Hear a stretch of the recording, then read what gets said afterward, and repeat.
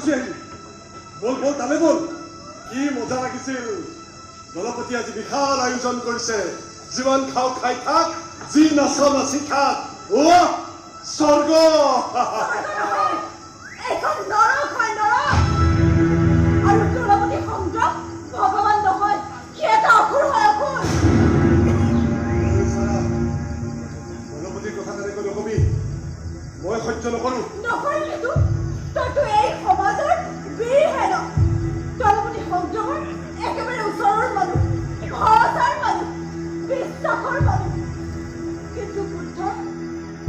বাকী মানুহবোৰৰ কথা ভাব কিমান ভয়ত দিন পাৰ কৰে ছোৱালীবোৰৰ কথা ভাব দলপতি যাকে মন যায় গোহালৈ নিয়ে এইটো আমাৰ সমাজৰ নিয়ম দলপতিয়ে যি বিচাৰে সেয়াই হ'ব ঠিক কৈছ দলপতিয়ে যি বিচাৰে সেয়াই হ'ব কিন্তু বুদ্ধ আজি দলপতিয়ে নিয়া ছোৱালীজনী চকুলৈ চাব লাগিছিল তেতিয়া বুজি পালিহেঁতেন ঐ চাবা মাথা গৰম নকৰিবি